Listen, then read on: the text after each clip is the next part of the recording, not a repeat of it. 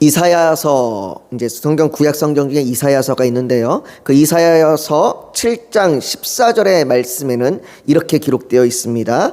그러므로 주께서 친히 징조를 너희에게 주실 것이라. 보라, 처녀가 잉태하여 아들을 낳을 것이요 그의 이름을 임마누엘이라 하리라. 이 말씀은 여러분들도 아마 자주 들었던 말씀일 겁니다. 누가복음에 인용해서 쓰고 있는 놀라운 은혜의 말씀입니다. 누가복음에서는 이 말씀을 예수 그리스도의 나심을 전하는 말씀으로 인용하였습니다. 하나님이 우리와 함께 하신다는 이 임마누엘의 놀라운 약속은 죄악 가운데 있는 사람들을 구원하시고자 하시는 그 하나님의 열심입니다. 그러나 사람들은 하나님보다 더 자기가 지혜 있다 여기고 또 스스로의 열심을 가지고 죄악 가운데 살아갑니다. 마치 자기 스스로 나를 구원할 수 있다라고 그렇게 말하는 사람들의 모습과 같습니다. 이들은 하나님을 필요치 않습니다. 구원의 놀라운 일은 하나님이 우리의 눈을 여셔서 우리에게 그리스도가 얼마나 필요한지를 깨닫게 하시는 순간 시작이 됩니다. 그러나 이건 역시 우리의 의지가 아니라 하나님의 열심입니다. 그래서 에스겔 36장 26절과 27절에는 이렇게 기록되어 있습니다. 또 새 영을 너희 속에 두고 새 마음을 너희에게 주되 너희 육신에서 굳은 마음을 제거하고 부드러운 마음을 줄 것이며 또 내 영을 너희 속에 두어 너희로 내 율례를 행하게 하리니 너희가 내 규례를 지켜 행할지라 라고 말합니다. 여기에 말씀하신 것처럼 우리에게 새 영을 주시는 것도 하나님이시고 우리에게 새 마음을 주시는 것도 하나님이시고 우리의 굳은 마음을 제거하고 부드러운 마음을 주시는 것도 하나님이십니다. 또 우리에게 그 하나님의 영을 주시고 또 하나님의 율법을 따라서 하나님의 율례를 따라서 행하게 하시는 이도 하나님이십니다. 그러니 우리의 구원, 우리가 하나님이 필요합니다. 하나님 내게 구원을 주십시오 라고 깨닫게 하는 그 모든 것이 하나님의 열심이요 하나님이 행하시는 일이십니다. 하나님께서는 자신을 필요치 않는 자에게 은혜를 주시고 하나님이 우리와 함께 하신다는 이 임마누엘을 약속하시고 또 나타내셨습니다. 우리에게는 하나님께서 이것을 예수 그리스도를 통하여 나타내셨죠. 그런데 우리가 오늘 이사야서에 본 것처럼 하나님께서 이 놀라운 약속을 주신 건 남유다에게 주신 것입니다. 이사야 선지자를 통해서 남유다에게 이 약속을 주셨는데 이 약속을 주셨을 때가 남유다가 가장 죄악이 심할 때였습니다. 임마누엘을 약속하셨던 이사야 7장의 시작은 이렇게 시작됩니다. 우시아의 손자요 요담의 아들인 유다의 아하스 왕 때에 아람의 르신 왕과 르말리아의 아들 이스라엘의 베가 왕이 올라와서 예루살렘을 쳤으나 능히 이기지 못하리라 라고 말합니다. 즉 우리가 오늘 읽은 본문 열왕기하 16장, 우리가 오늘 읽은 이 본문의 말씀을 배경으로 바로 이사야 7장에 있는 말씀이 이루어지고 있는 것이고 그 말씀이 바로 우리가 신약에서 예수 그리스도를 이 땅에 보내셨을 때에 주셨던 말씀입니다. 그러면 오늘 본문에 이 배경이 도대체 어떤 배경이냐? 오늘 본문 한번 1절을 한번 보십시오. 우리 오늘 본문 1절을 같이 한번 읽겠습니다. 오늘 본문 1절입니다. 같이 읽습니다. 시작. 르말라의 아들 베가 제17년에 유다의 왕 요담의 아들 아하스가 왕이 되니. 우리가 지난주에 열왕기서를 살펴보면서 보았던 성전의 윗문을 건축하여 성전으로 통하는 길을 내었던 남유다의 왕 요담이 있었습니다. 그 요담의 뒤를 이어서 오늘 그의 아들 아하스가 왕이 되었습니다. 20살의 왕이 되어 16년을 다스렸다고 얘기를 하는데요. 그런데 2절에 보면 아하스에 대하여 평가하기를 이렇게 평가합니다. 그의 조상 다윗과 같지 아니하여 그의 하나님 여호와께서 보시기에 정직히 행하지 아니하고 라고 말합니다. 아마 여러분들이 남유다를 살펴보면서 이러한 내용을 봤던 왕은 아마 잘 기억이 나지 않으실 겁니다. 주로 이런 여호와 보시기에 정직하지 행하지 않았다, 뭐 여호와 보시기에 악하였다, 이런 표현들은 우리가 주로 북이스라엘의 왕들에서 많이 봤던 표현들이죠. 그만큼 이 아하스 왕은요, 남유다 왕 중에 가장 악한 왕입니다. 이 남유다 왕의 악한 왕 그러면 보통 아하스 왕과 그리고 맨 마지막에 므낫세 왕 정도 얘기를 하는데요, 이 아하스 왕은 가장 악한 왕 중에 대표적인 사람이에요. 성경이 그에 대하여 말하기를 그의 조상 다윗과 같지 아니하였다라고 말합니다. 이것은 그가 다윗처럼 잘 다스렸다라고 하는 그런 말이 아닙니다. 다윗과 같지 않았다라는 말, 뭐 다윗과 같았다라는 말은 다윗처럼 잘 다스렸다, 다윗처럼 잘 다스리지 못했다, 이런 말이 아니라 이것은 언약에 기초한 말입니다. 사무엘하 7장에 보면 하나님께서 다윗과 언약을 맺으십니다. 언약을 맺으셔서 네가 이 나라의 주권이 될 거고 이 나라가 견고하리라 라고 하나님께서 다윗과 약속하셨어요. 하나님께서 다윗에게 내가 이 나라를 견고하게 하리라고 말씀하신 그 언약, 그 언약에 기초한 것, 그 언약을 기초해서 다스리고 있는 것, 그것이 다윗과 같이 다스리는 거예요. 하나님께서는 이 언약을 기초해서 그 나라를 견고하게 하시겠다고 하신 그 언약, 다시 말해 남유다는 얼마나 강한 나라가 되느냐, 얼마나 정치적으로 정치를 잘했느냐, 이런 것에 의해서 견고해지는 나라가 아니라 하나님께서 세우신다라는, 하나님께서 견고하게 하신다라고 하는 이 언약에 기초할 때에 그 나라가 견고해지는 겁니다. 그러니까 그 언약을 잊어버리면 남유다는 무너지는 거고, 그 언약에 기초하여 하나님을 잘 따르면 남유다는 견고해지는 거예요. 그런데 아하스 왕은 그 언약에 기초하여 나라를 다스리는 것이 아니라는 겁니다. 또한 그에 대하여 표현하기를 그의 하나님 여호와께서 보시기에 정직히 행하지 아니하고 라고 말합니다. 정직히 행하다라는 말은 단순히 뭐 거짓말하지 않았다 뭐 이런 말이 아니라 뭐 하나님 앞에 솔직했다 뭐 이런 표현이 아니라 이것은 관계적인 표현이에요. 관계적으로 다른 마음을 품지 않은 겁니다. 다른 마음을 품지 않은 것, 이게 하나님 앞에 정직히 행하지 않은 겁니다. 보통 우리가 결혼을 하면 남녀 간의 관계가 서로 부부 간에 서로를 향한 마음이어야 하잖아요.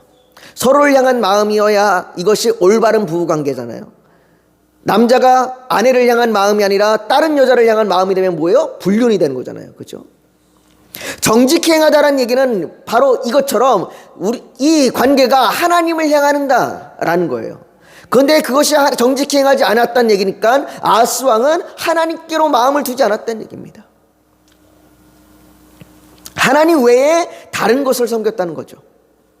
그래서 3절과 4절에 보면 그 구체적인 모습을 이야기하는데요, 우리 3절과 4절을 같이 한번 읽어볼까요? 같이 읽습니다. 시작. 이스라엘의 여러 왕의 길로 행하며 또 여호와께서 이스라엘 자손 앞에서 쫓아내신 이방 사람의 가증한 일을 따라 자기 아들을 불 가운데로 지나가게 하며 또 산당들과 작은 산 위와 모든 푸른 나무 아래에서 제사를 드리며 분향하였더라.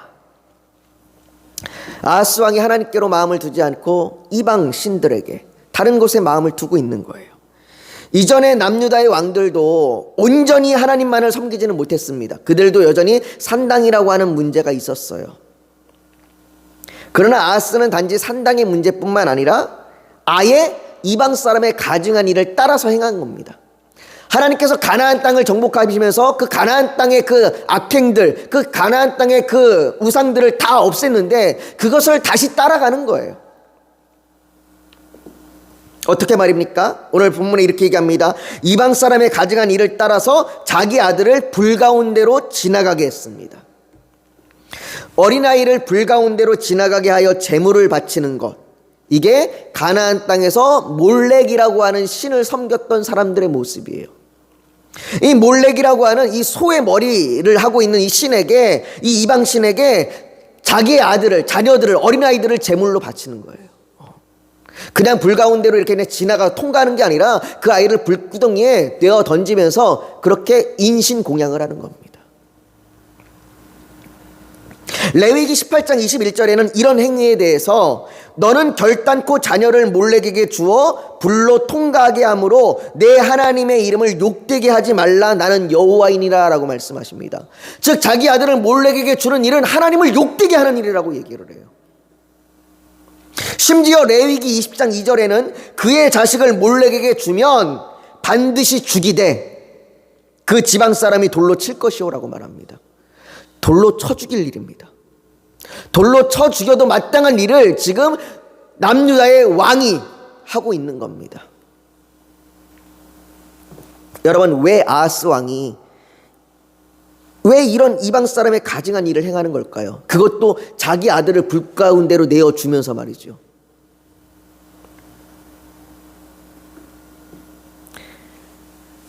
그가 몰렉만 섬긴 게 아닙니다. 뒤에 보면 산당과 산과 나무의 아래에 제사를 지냈다고 말합니다. 우리 과거에도 이렇게 나무에 막 이렇게 막 그 선앙당 같은 거 만들어 놓고 막 그랬잖아요. 내가 알지도 못하는 그 신들에게 다 비는 거예요. 한 군데뿐만 아니라 여러 산당에, 여러 산에, 여러 나무에 그렇게 해놓고 비는 거예요. 자기가 알지도 못하는 그런 수많은 신들에게 비는 겁니다.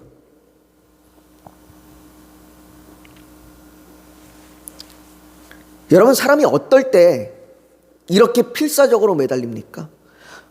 어떨 때 자기 아들을 내어주면서까지, 자기 아들을 불구덩이에 던지면서까지도 그렇게 이방신에게 그냥 제사를 지내고 섬기고 또 수많은 그 여러 신들에게 빌면서 이렇게 제사를 지내는 이런 행위를 하는 걸까요? 사람들이 보통 이렇게 신들에게 필사적으로 매달리는 경우는 문제가 있을 때예요. 그렇죠? 문제가 있을 때. 아하스 왕도 지금 정치적으로, 국제적으로 위험한 상황에 놓여 있습니다. 지금 문제가 있는 상황이에요. 오늘 본문 5절과 6절에 그 문제를 이야기하는데요. 우리 오늘 본문 5절과 6절을 같이 한번 읽어볼까요? 같이 읽습니다. 시작. 이때에 아람의 왕 르신과 이스라엘의 왕 르말라의 아들 베가가 예루살렘에 올라와서 싸우려 하여 아하스를 에워쌌으나 능히 이기지 못하니라. 당시에 아람의 왕 르신이 엘랏을 회복하여 아람에 돌리고 유다 사람을 엘랏에서 쫓아내었고 아람 사람이 엘랏에 이르러 거기에 거주하여 오늘까지 이르렀더라. 이 당시에 이 주변에 가장 지금 큰 위협이 되는 나라는 아수르라고 하는 나라예요. 이제 이 아수르라는 나라가 이제 얼마 지나지 않으면 북이스라엘도 멸망시킬 건데요. 이 아수르라는 나라가 점점 강해지고 있습니다. 강해지고 있는데 이 아수르라는 나라가 점차적으로 세력을 확장하자 가장 위협을 느꼈던 나라가 아람이라고 하는 나라입니다. 그래서 아람은 항상 이 아수르와 대항해서 싸웠어요. 근데 여기에 이제 북이스라엘도 합세합니다. 북이스라엘도 합세해서 북이스라엘과 아람이 아수르와 싸우는 상태가 된 거예요. 그러나 남유다만은 아수르와 친한 관계가 이루어져 있었습니다. 그러니까 친아수르 정책을 피고 있었어요. 그래서 아람과 북이스라엘이 아수르랑 친한 남유다를 공격해 들어오는 겁니다.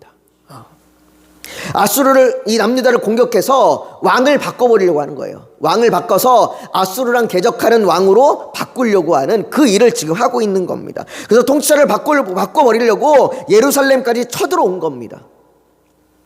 오늘 본문에 능히 이기지 못하리라 라고 이 표현되어 있어서 마치 남유다가 전쟁에 승리하고 있는 것처럼 그렇게 느껴질 수 있겠지만 이 능히 이기지 못하리라는 얘기는 쳐들어왔으나 정복은 하지 못했다는 얘기입니다. 그러니까 지금 완전히 정복당하진 않았지만 이미 남유다는 엄청난 피해를 보고 있는 거예요. 지금 피해를 보고 있고 백성들은 전쟁으로 지금 수탈당하고 있고 빼앗기고 있고 심지어 자신의 증조 할아버지였던 아마샤 때 아람에서부터 뺏어서 정복했던 그리고 자기의 할아버지가 거기에 큰 항구 도시를 만들었던 엘랏이라고 하는 도시를 다시 뺏겨요. 다시 뺏기고 거기 살던 유다 사람들도 다 쫓겨납니다. 지금 이렇게 남유다가 정치적으로 국제적으로 피해를 보고 어려움을 당하고 있는 일입니다. 그 어려움 가운데 아하스 왕이 지금 뭐를 의지하고 있는 거냐면 바로 이방 사람의 가증한 일을 따르고 있는 거예요. 여러분, 하나님의 백성이 어려움이 있으면 마땅히 하나님을 의지해야 하는 것 아니겠습니까? 하나님의 구원을 바라야 되는 거죠. 하나님, 우리를 도와주십시오. 하나님, 제발 좀 도와주셔서 우리를 살려주십시오 라고 하나님을 의지해야 되는데, 그러나 아하스 왕은 하나님을 의지하지 않습니다. 의지하지 않을 뿐만 아니라요, 우리가 아까 처음에 봤던 이사야 7장에 보면, 이사야 7장 3절과 4절에 이렇게 얘기합니다. 한번 잘 들어보세요. 그때 여호와께서, 지금 이렇게 전쟁이 일어나고 있는 중에 여호와께서 이사야에게 이르시되, 이사야를 통해서 얘기하는 겁니다. 뭐라고 얘기하는지 들어보십시오. 너와 내 아들 스알 야숲은 윗못 수도 끝 세탁자의 밭 큰 길에 나가서 아하스를 만나, 즉 왕을 만나라는 거예요. 왕을 만나 그에게 이르기를 너는 삼가며 조용하라. 르신과 아람과 르말리아의 아들이 심히 노할지라도, 즉 북이스라엘과 아람이 전쟁을 일으킬지라도 이들은 연기 나는 두 부직갱이 그루터기에 불과하니 두려워하지 말며 낙심하지 말라. 하나님께서 지금 아람이 계획한 것이 능히 이루어지지 못할 거다. 아람이 너희들을 쳐들어와도 그들이 너희를 정복하지 못할 거야. 그러니까 너희는 두려워하지 말고 낙심하지 말아라. 너희는 걱정하지 말아라. 내가 너희의 도움이 될 것이다. 너희가 내게 구하라. 하나님께서 이렇게 말씀하시는 거예요. 그러면서 뭐라고 얘기하냐면 아하스 왕에게 내가 너희를 도와줄 거니까 네가 징조를 구하라. 무슨 말입니까? 하나님께서 도우실 건데 내가 그것을 확신할 수 있도록 내게 보여줄 거니까 네가 징조를 구해. 그럼 내가 그 징조를 보여줄게. 이렇게 말씀하시는 거예요. 여러분들 하나님께서 여러분들에게 이렇게 말씀하시면, 네가 기도해서 내가 널 도울 건데 네가 나한테 요구하면, 어떤 징조를 보여달라고 요구하면 내가 보여줄 거야 라고 하나님이 여러분들에게 말씀하시면 여러분들 어떻게 하시겠어요? 네, 하나님 바로 했어요. 보여주세요 라고 얘기할 거 아니에요. 아니, 하나님은 제껴두고, 하나님은 둘째치고, 우리가 만약에 경제적으로 힘든데 누가 우리한테 와갖고 내가 당신을 경제적으로 후원하여 돕겠습니다 이렇게 말하고, 내가 이것이 그냥 말뿐만 아니라 확실히 내가 하기 위해서 내가 당신한테 계약서를 써주겠습니다, 그리고 공증까지 해서 주겠습니다 라고 얘기하면 우리는 감사합니다, 땡큐입니다 이렇게 얘기하지 않겠어요? 감사합니다. 이게 얼마나 감사한 일이겠어요? 그런데 아하스가 이사야의 이 말에 대답하기를 뭐라고 대답하냐면 이렇게 대답합니다. 아하스가 이르되 나는 구하지 아니하겠나이다. 나는 여호와를 시험하지 아니하겠나이다. 나는 여호와를 시험하지 아니하겠습니다 라고 얘기하니까 되게 하나님을 높이는 것처럼 그렇게 보이지만 사실은 하나님을 거절하는 겁니다. 하나님 됐습니다. 하나님 도움 필요 없습니다. 하나님 도움 필요 없습니다. 하나님 없어도 됩니다. 그래서 그 다음 절에 이사야가 이렇게 얘기를 해요. 다윗의 집이여 원하건대 들을지어다. 너희가 사람을 괴롭히고서 그것을 작은 일로 여겨 또 나의 하나님을 괴롭히려 하느냐. 하나님이 그 아하스의 말을 듣고 괴롭다라고 얘기해요. 네가 나에게 도움을 구하지 아니하니 내가 괴롭다. 하나님의 백성이 어려움에 직면해서도 하나님을 찾지 않는 겁니다. 지금 상황은 되게 어렵고 지금은 낙심될 수밖에 없고 지금 위급한 상황인데 하나님을 찾지 않으니 하나님이 괴로워하시는 거예요. 어찌하여 네가 나를 찾지 않느냐. 어찌하여 네가 나를 찾지 않느냐. 내가 너를 도울 텐데, 내가 당연히 마땅히 내가 너를 도울 텐데 어떻게 네가 나를 찾지 않느냐. 내 마음이 괴롭다라고 얘기하시는 거예요. 그런데 오히려 오늘 본문 7절을 한번 보십시오. 우리 한번 오늘 본문 7절을 같이 한번 읽어볼까요? 오늘 본문 7절을 같이 한번 읽습니다. 시작. 아하스가 아수르 왕 디글랏 빌레셀에게 사자를 보내 이르되 나의 왕의 신복이요 왕의 아들이라 이제 아람 왕과 이스라엘 왕이 나를 친히 청하건대 올라와 그 손에서 나를 구원하소서 하고. 여러분들 지금 아하스가 누구에게 도움을 요청하고 있어요? 지금 아수르 왕에게 도움을 요청하고 있어요.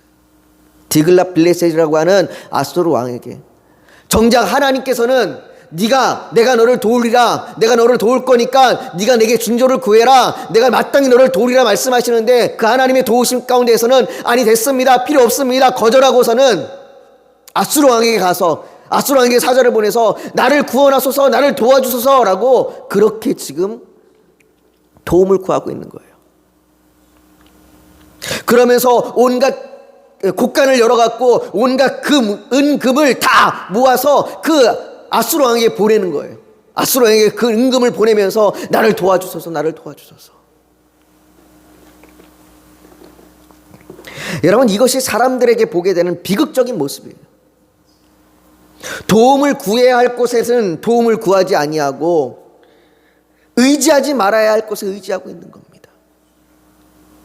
이건 지금도 별반 다르지 않아요. 하나님을 믿는다고 말하면서도 하나님을 찾지 않습니다. 그럼 어떻게 할까요? 하나님을 믿는다고 말하면서도 하나님을 찾지 않고 하나님께 도움을 구하지 아니하면 하나님께서는 어떻게 하실까요? 그냥 내버려 두실까요? 그래 됐다, 네가 안 찾으니까 난 이제 너 모른 척 하겠다, 내버려 두실까요? 아니요. 하나님의 열심은 그대로 놓아두지 않으세요. 하나님께 도움을 구하지도, 하나님께 징조를 구하지도 않는 아하스에게 하나님께서 뭐라고 하시느냐? 그게 오늘 우리가 처음 봤던 이사야 7장 14절이에요. 이사야 7장 14절에 처음에 이렇게 시작합니다. 그러므로 주께서 친히 징조를 너에게 주실 것이라. 네가 나에게 징조를 구하지 아니하고 네가 나에게 도움을 구하지 아니하지만 내가 친히 너에게 징조를 보여줄 것이다.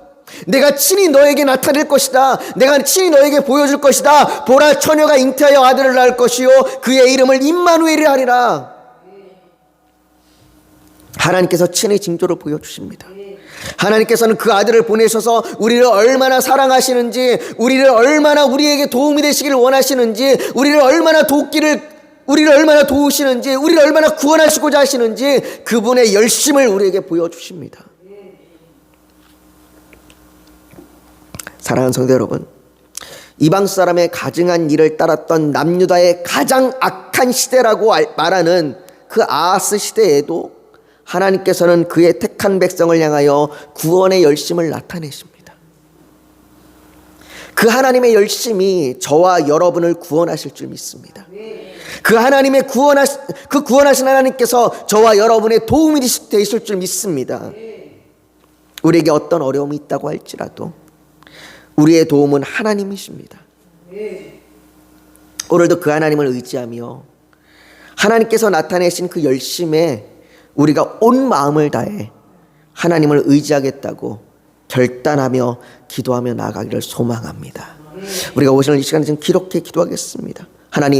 하나님께서 내게 보여주시는 그 열심, 내게 나타나시는 그 열심에 내가 온 마음과 온 뜻을 다하여 하나님을 의지하겠습니다. 오직 하나님만 의지하겠습니다. 하나님만 붙들겠습니다. 우리가 이 시간 그렇게 간절히 구하며 나아가겠습니다. 같이 기도하겠습니다. 거룩하신 아버지 하나님, 하나님의 열심이 우리에게 은혜입니다. 아버지 하나님의 그 열심으로 하나님이 우리를 향하여 구원을 베푸시고, 하나님의 그 열심으로 우리에게 아버지 하나님이 도움을 베풀어 주시고, 하나님의 열심으로 우리를 건지시며 인도하실 줄 믿습니다. 아버지 하나님, 정말로 아버지 우리가 주께서 친히 징조로 나타내시는 그 임마누엘의 그 하나님께서 우리를 붙드시고 우리를 의지하시니, 우리를 인도하여 주시니 우리가 그 하나님만 따르겠습니다. 그 하나님만 의지하겠습니다. 우리가 결단합니다. 아버지 하나님, 우리 결단 가운데 함께하여 주시고 우리에게 아버지 하나님의 그 은혜를 더하여 주시옵소서. 오직 주님만 의지하며 오직 주님만 따르며 우리가 주 앞에 아버지 정직히 행하며 나아가겠습니다. 오직 주님만을 바라보며 나아가오니 아버지 하나님, 주께서 우리의 크신 능력이 되시고 주께서 우리에게 크신 권능으로 우리를 인도하여 주시옵소서. 아버지 하나님, 이 교회를 붙들어 주시길 원합니다. 우리 교회를 통하여 하나님의 뜻이 임하게 하여 주시옵소서.